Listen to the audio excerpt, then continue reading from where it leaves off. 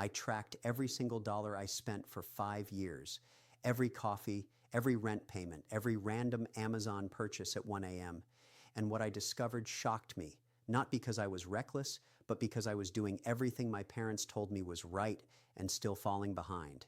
If you're between 25 and 40 and you feel like you're working harder than ever but somehow never getting ahead, this video is for you. I'm going to share the 5 pieces of financial advice we were all given, why they made sense back then, why they're secretly holding you back today, and what actually works now. Stick with me because number 4 alone could save you 6 figures. All right, let's start with the biggest lie of all. Save your money in a savings account. And that's what we were told, right? Be responsible. Don't spend. Stack cash. My parents said this because in their time, savings accounts paid 5 or 6%. Inflation was lower. If you saved $10,000, it actually grew. Here's the truth today. Most savings accounts pay around 1%. Inflation over the last 5 years averaged about 4%. That means every year your money quietly loses 3% of its value. Real math. If you saved $10,000 and left it sitting for 5 years, you didn't play it safe. You lost purchasing power, roughly $2,500 gone, guaranteed. I tracked my numbers. For 2 years, I proudly stacked cash. I felt responsible. But when I ran the math later, I realized I was falling behind without even touching the money. The modern alternative isn't to stop saving. It's to stop parking long-term money in places guaranteed to lose. Emergency fund? Yes. 3 to 6 months. High yield account. Everything else needs to work. Investing, skills, assets that outpace inflation. And that leads perfectly into the next piece of advice. Avoid all debt. This one sounds smart. Debt is scary. Our parents watched people lose everything to credit cards and mortgages they couldn't afford. So no debt felt safe. But here's the secret they didn't have. Not all debt is equal. Bad debt takes money out of your pocket and gives nothing back. Credit cards, consumer loans, stuff you forget you even bought. Good debt can buy back your time or increase your income. When I tracked my spending, the biggest growth years weren't when I avoided debt. They were when I used it intentionally. A cheap loan to move cities for a higher paying job. A small business expense that doubled my income. Even investing when rates were low. Here's the math gap. Say you avoid all debt and save $500 a month. After 5 years, you've saved $30,000. Solid.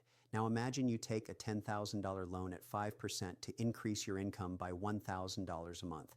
After 5 years, you're up $60,000 even after interest. Avoiding all debt feels responsible, but strategically using it is how wealth actually grows. Next bad advice. Buy a reliable used car. I did this. Everyone does. And on the surface, it's not terrible advice. Cars depreciate. Don't waste money. Be practical. But here's what no one tells you. The cheapest car is not always the lowest cost car. I tracked 5 years of car expenses, purchase price, repairs, insurance, missed work, stress, everything. That reliable used car cost me $9,000 up front. Then another $7,000 over 5 years in repairs, rentals, and downtime. Total, $16,000. A slightly newer car with better financing would have cost me $18,000 total, but it saved time, stress, and surprise expenses. And more importantly, it let me focus on earning more instead of constantly fixing problems. The real lesson isn't buy expensive cars, it's this: optimize for total cost and income impact, not just sticker price.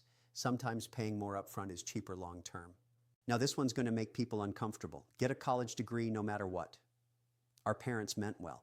For them, a degree was a guaranteed ticket to the middle class. Tuition was affordable, jobs paid well, the math worked. That math is broken now. Average student loan debt is around $37,000. Many degrees don't increase income enough to justify that cost. I tracked friends, same age, same starting point. One went to college, took on debt, started earning $45,000 at 23. Another skipped college, learned a high-income skill, started earning $60,000 by 22. By age 30, the difference wasn't small. It was over $200,000 when you factor in debt, lost income, and raises. College isn't useless, but no matter what is dangerous advice.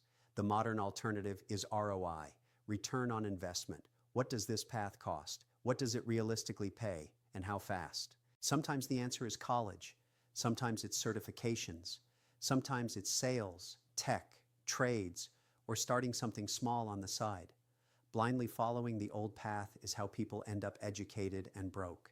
And finally, the advice that might be hurting you the most. Stay loyal to one company. This used to work. Pensions, raises, job security. Loyalty was rewarded. Today, the data is brutal. People who change jobs every 2 to 3 years earn, on average, 30 to 50% more over their lifetime. I tracked my income year by year. My biggest raises never came from loyalty. They came from leverage, new roles, new offers, new negotiations. One job switch increased my income by $18,000 overnight. Staying loyal would have taken me 5 years to get there if ever. Companies aren't loyal to you. They're loyal to their bottom line. And that's not evil. It's just reality. The modern move is strategic movement. Learn, contribute, grow, then move when the growth stops. All right, let's bring this home. 5 years, every dollar tracked. Here's the recap. Saving alone won't save you if inflation is eating your money. Avoiding all debt keeps you safe, but it also keeps you small. Cheap isn't always affordable. Degrees without ROI are financial traps, and loyalty without leverage is expensive. So here are 3 action steps you can take today. First, audit your money. Not perfectly, honestly. Track everything for 1 month. Awareness changes behavior fast. Second, upgrade one financial belief, just one.